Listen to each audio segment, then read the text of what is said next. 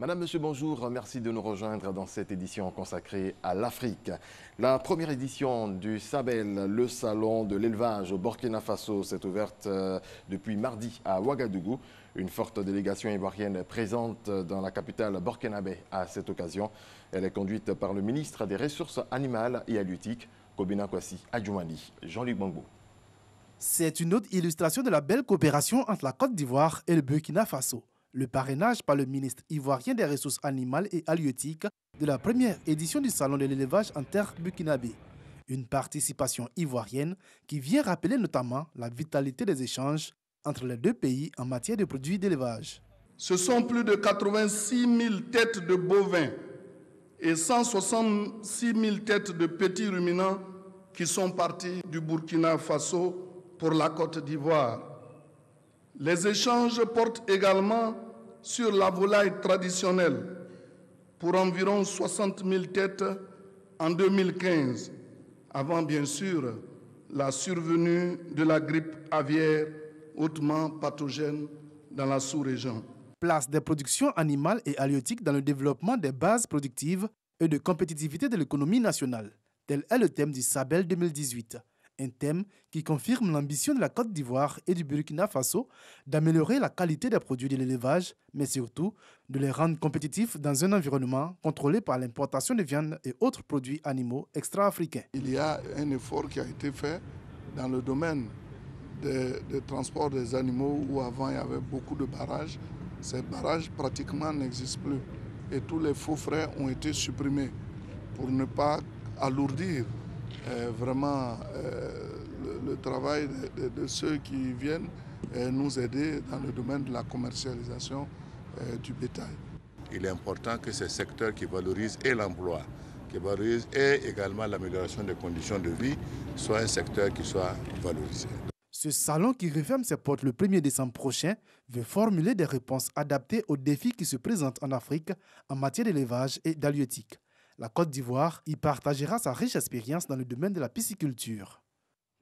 Le parquet sud-africain a annoncé hier l'abandon des charges qui pèsent contre des alliés de l'ancien président Jacob Zuma, faute de coopération de la part des autorités indiennes. Selon le parquet, 20 millions de dollars américains, environ 1 milliard de francs CFA d'argent public destiné à des éleveurs laitiers dans la province de Free State ont été détournés au profit de la famille Gupta d'origine indienne et leurs associés. Les Sénégalais iront aux urnes en février 2019 pour élire leur président. Mais jusqu'à présent, de nombreux citoyens n'ont pas encore reçu leur carte d'identité et d'électeur.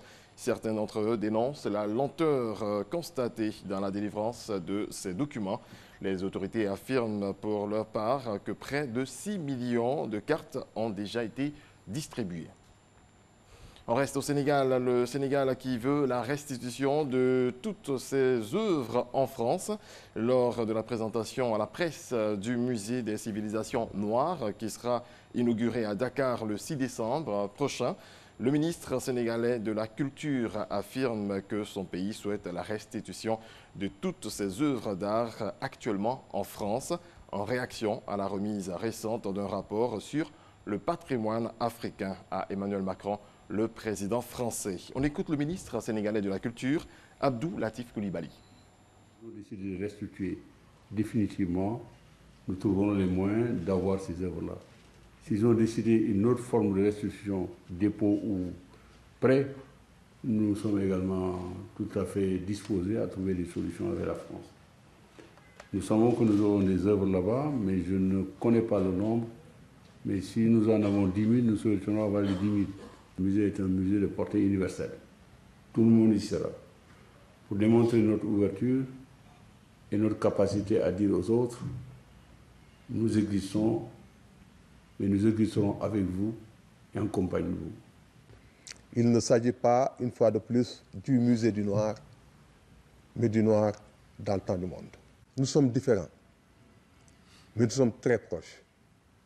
Qu'on soit européens, asiatiques, américains, africains, toutes ces sociétés ont produit des masques.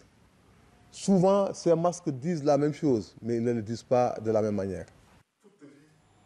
C'est la fin de ce point d'information consacré à l'Afrique. Merci à toutes et à tous de nous avoir suivis.